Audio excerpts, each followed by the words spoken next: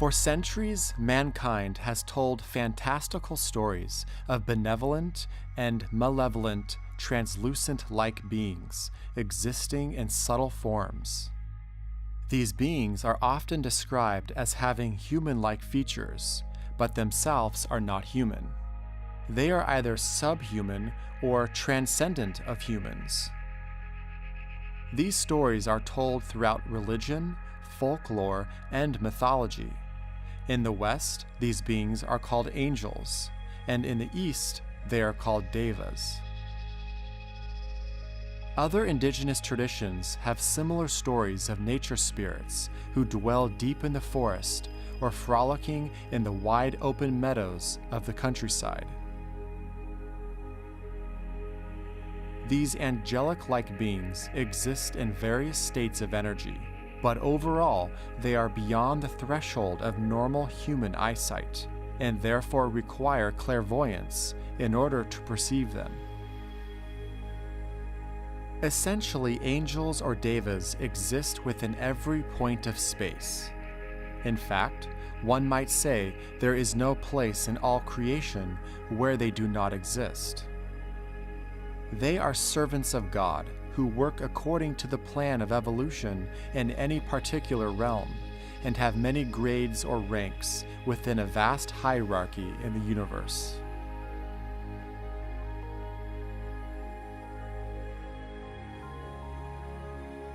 In essence, they are the energy of life itself, which vitalizes all forms throughout creation, including mankind.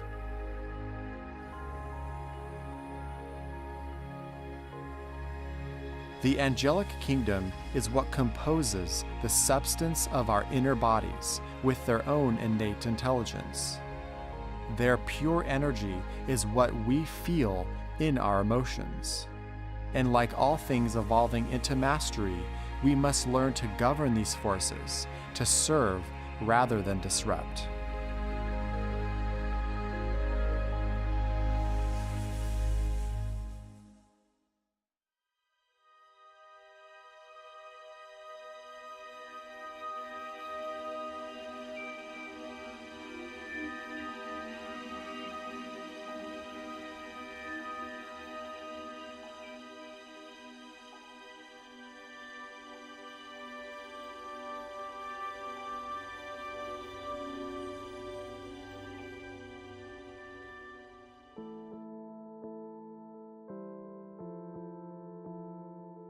These Devic forces govern the inner intelligence within all nature, from the most delicate flower to the highest, majestic redwood.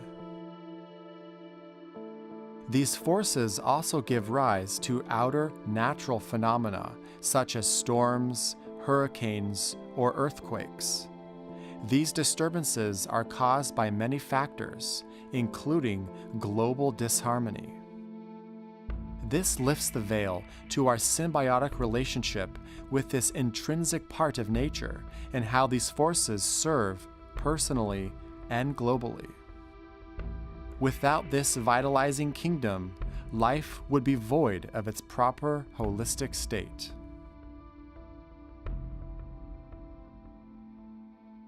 Outside of folklore or religious text, many people around the world have had experiences of flashing light or translucent orbs seemingly floating in the air. Religion and folklore has conveyed a more mystical perspective, so if we seek a more scientific understanding, we turn to the esoteric side of life, to the ageless wisdom. Here we can learn that the angelic kingdom are vitalized through color, sound, and motion.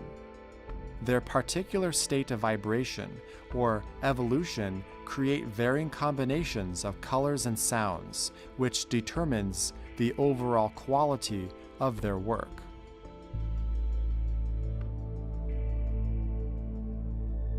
Each logos has its own unique sound, which radiates from its center of being, and through that will, angels respond to that unique sound, building the required forms out of their own substance, so that the evolution of consciousness can unfold within that particular form.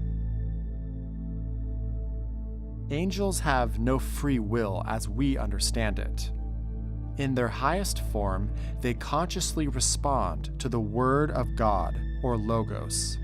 But in their lowest forms, they respond both to the conscious and unconscious will of man.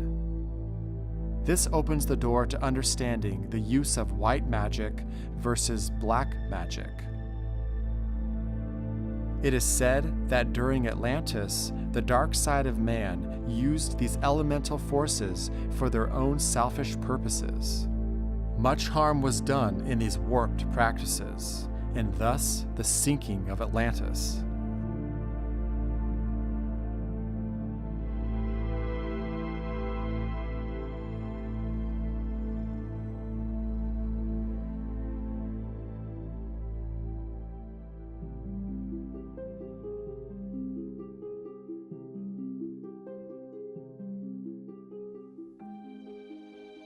The ageless wisdom has come to us in many traditions, but in more recent times it was brought through extensively by the Tibetan master Djwa Khul.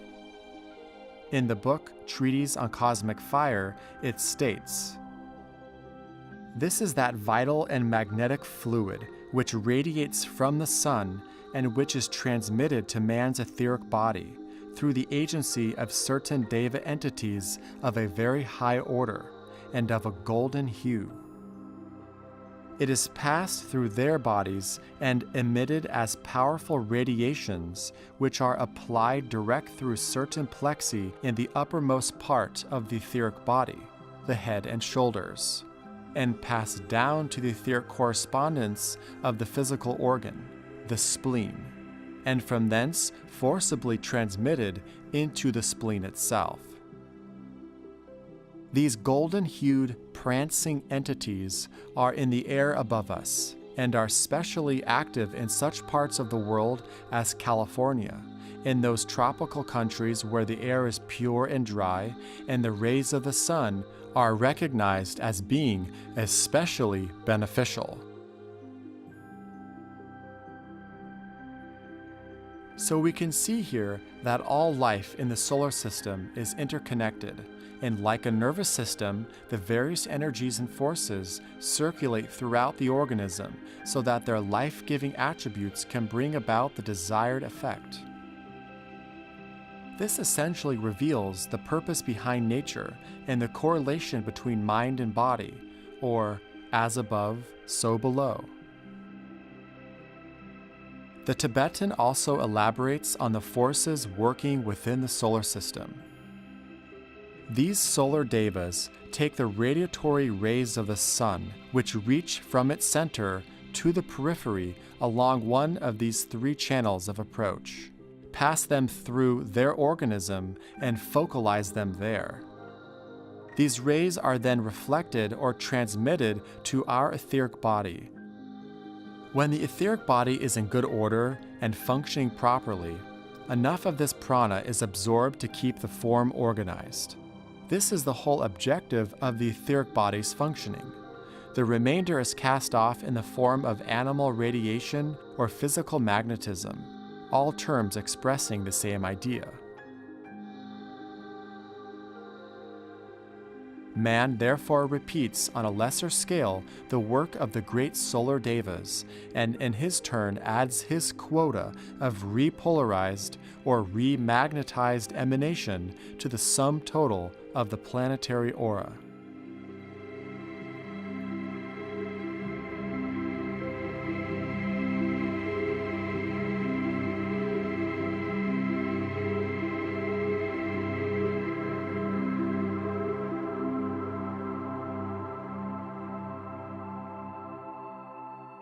The planet absorbs solar prana, assimilates what is required, and radiates off that which is not essential to its well-being in the form of planetary radiation. Planetary prana, therefore, is solar prana, which has passed through the planet, has circulated through the planetary etheric body, and has been transmitted to the dense physical planet. and has been cast off thence in the form of a radiation of the same essential character as solar prana, plus the individual and distinctive quality of the particular planet concerned. This again repeats the process undergone in the human body. The physical radiations of men differ according to the quality of their physical bodies. So it is with a planet. Therefore, we conceive that there are two groups of devas working in connection with man. The solar devas, who transmit the vital fluid which circulates in the etheric body, and the planetary devas of a violet color, who are allied to man's etheric body, and who transmit Earth's prana, or the prana of whichever planet man may be functioning upon during a physical incarnation.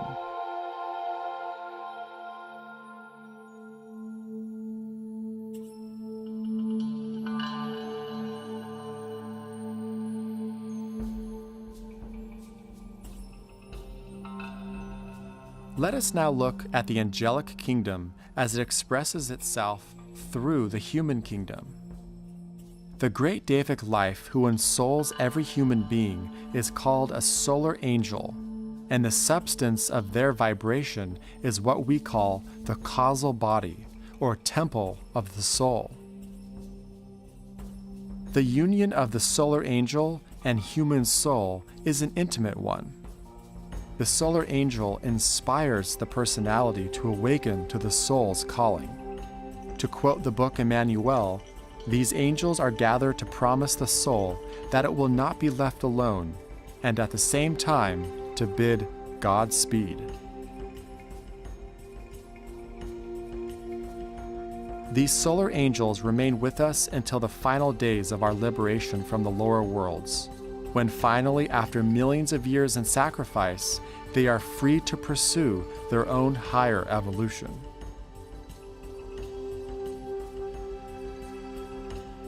Devas within the subhuman kingdoms are referred to as elementals.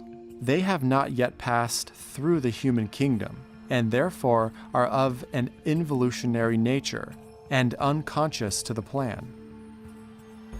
Humans act as a gateway for elementals to move up the evolutionary ladder, to become devas.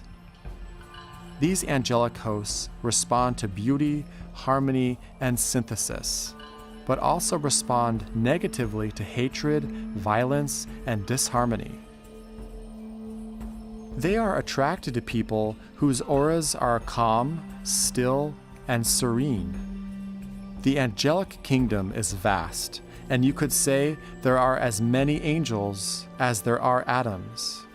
Like the saying goes, you can fit 1,000 angels on the tip of a needle. We are now more appreciative to the meaning of the biblical quote that states that Christ is the master of both angels and men.